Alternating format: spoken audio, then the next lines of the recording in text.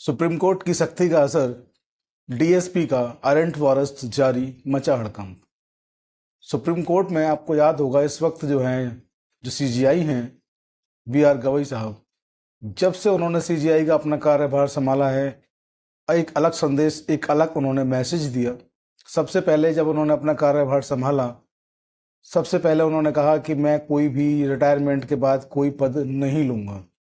आपने देखा होगा कि हमारे यहाँ जो न्यायाधीश होते हैं, जो सुप्रीम कोर्ट के जस्टिस होते हैं, वो रिटायरमेंट के बाद मानव अधिकार आयोग या तमाम जितने भी आयोग हैं उनके अध्यक्ष बनाए जाते हैं, या कहीं भी उनको समायोजित किया जाता है सरकार के द्वारा। उन्होंने आते आते कह दिया कि मैं कोई भी पद नहीं लूंगा, यानी कि मैं किसी के दबाव में नहीं आऊंगा, मैं जो ठीक लगेगा, जो जस्ट होगा, जो फेयर होगा, जो सही होगा, केवल वही काम करूंगा। इसके बाद आपने देखा कि महाराष्ट्र दौरे पर गए थे, तो वहाँ प्रोटोकॉल के उल्लंघन को लेकर जो कुछ भी हुआ, कहने से नहीं चूके।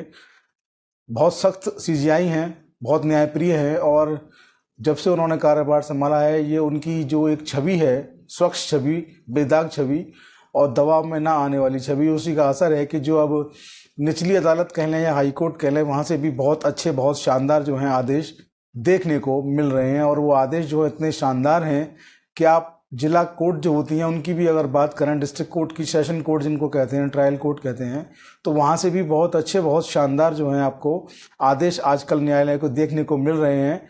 और क्यों ना मिलें, जब सीजीआई ने कह दिया कि आप अपना काम करिए, आपको डरने की ज़रूरत नहीं, आपको जो भी जस्ट, जो भी फेयर लगता है वो करिए, तो जो आदेश हैं वो तो बेहतरीन आने ही हैं। तो आज ताज़ा मामला जो है वो लेके आए हैं हम, और वीडियो को पूरा देखें, स्किप ना करें, आगे पीछे करके ना देखें। इसके साथ जो लोग नए हैं उनसे कहना चाहूँगा कि सब्सक्राइब ज़रूर करें और वीडियो को फॉरवर्ड भी अवश्य करें। तो आज हम मामला लेके आए हैं। देखिए, बिहार में एक जगह है बगहा, बगहा के सिविल कोर्ट का मसला है। और बगहा के सिविल कोर्ट का जो मसला है वो इतना चर्चित मसला हो गया है कि आप इसको देखेंगे तो सोशल मीडिया, इलेक्ट्रॉनिक, प्रिंट, हर जगह पर आपको ये दिखाई देगा, क्योंकि वहाँ के एक जज हैं, उन जज का इतना बेहतरीन काम है। इसको मैं आपको, जो सोशल मीडिया, पहले वहीं से डिस्कस करते हैं, फिर इस पर बाद में डिस्कस करेंगे कि ये ठीक है या इसमें क्या संशोधन होना आवश्यक है। तो देखिए, बिहार के बगहा में सिविल कोर्ट की सख्ती से पुलिस महकमे के पसीने छूट रहे हैं।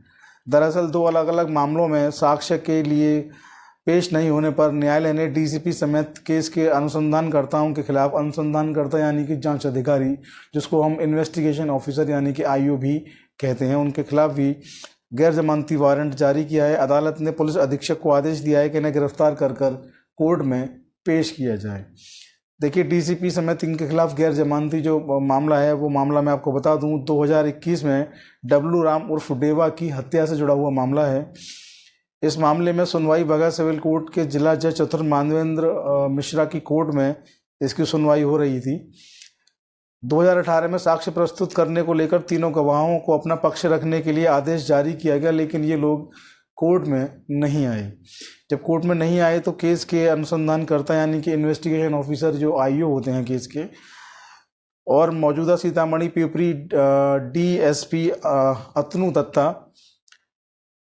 बगहा उपमंडलीय अस्पताल के मौजूदा अस्पताल के उपाधीक्षक डॉक्टर AK तिवारी व अन्य पुलिसकर्मी अमरीश कुमार सिंह को न्यायालय ने 10 जून को कोर्ट में गिरफ्तार कर पेश करने का जो है आदेश जो है वो जारी किया है।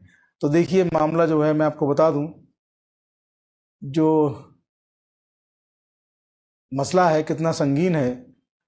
अदालत में किसी मामले की सुनवाई चल रही है और लगातार सालों से सुनवाई चल रही है, और पुलिस के अधिकारी हैं, अस्पताल के भी डॉक्टर कहेंगे, ACMO रैंक के अधिकारी हैं। देखिए किस कदर न्यायालय की जो कानून होते हैं उनकी धज्जियां उड़ाते हैं। इनको सबसे पहले कोर्ट जो है गवाही पर जब बुलाती है तो समन जारी करती है, समन पर नहीं आते हैं तब फिर इनका जमानती वारंट यानी कि BW उनका जारी किया जाता है। अगर उस पर भी नहीं आते हैं तो फिर लास्ट में जब कोई रास्ता नहीं बचता है तो इनको बुलाने के लिए न्यायालय जो है वो NBW यानी कि गैर जमानती वारंट, नॉन बेलेबल वारंट जो है वो जारी करता है। तो देखिए, इनको नॉन अवेलेबल वारंट जारी हुआ है, पुलिस अधीक्षक को कहा गया है कि इनको गिरफ्तार करके कोर्ट में पेश करिए। तो कहीं ना कहीं आप देखिए कि किस तरीके की इन लोगों की कार्यप्रणाली है।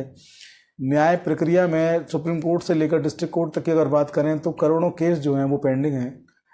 पेंडेंसी इतनी ज़्यादा है कि सुप्रीम कोर्ट कई बार कह चुका है कि बहुत ज़्यादा पेंडेंसी है, इसलिए वकीलों से भी कहा जाता है कि आप लोग अपनी हड़ताल जो करते हैं हड़ताल कम करें, हड़ताल ना करें और न्याय में दिलाने में लोगों की मदद करें। देखिए यहाँ पर जो गवाह है, ये गवाह सरकार के अधिकारी हैं, एक डॉक्टर हैं, एक डीएसपी हैं, डीसीपी हैं, जानबूझ करके न्यायालय में नहीं आ रहे हैं, जानबूझ करके न्यायालय में नहीं पहुंचते हैं, तब इनका गैर जमानती वारंट जारी होता है।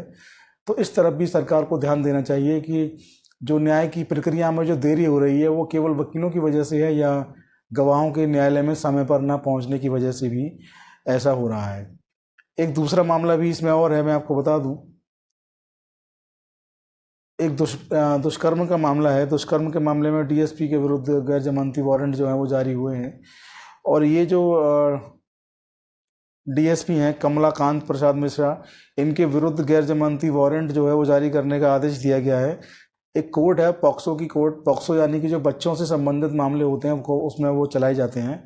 पॉक्सो की सह एडीजे 7 नीरज कुमार ने बुधवार को यह आदेश जारी किया। वारंट निर्गत करने को लेकर सीआईडी इस केस की जांच कर रही है। सीआईडी के अनुसंधानकर्ता यानी कि आईओ जांच अधिकारी ने कोर्ट में आवेदन दिया था। डीएसपी के विरुद्ध 2017 में इमामगंज थाना क्षेत्र की रहने वाली एक नाबालिग लड़की से दुष्कर्म का आरोप है। यह मामला महिला थाना कांड संख्या 18/21 से जुड़ा है। ये प्राथमिकी के नामजद अभियुक्त हैं। देखिए यहाँ पर आप देख लीजिए कि डीएसपी हैं और जो एफआईआर है इस एफआईआर में नामजद अभियुक्त हैं।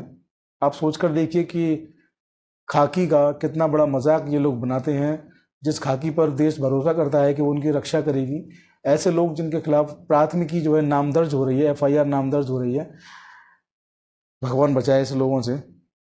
तो देखिए आगे लिखा है कि इस मामले में उनकी अग्रिम जमानत की अर्जी पॉक्सो कोर्ट से जो है वो खारिज हो चुकी है। तो आप देखिए बड़ा सीधा सा मसला है कि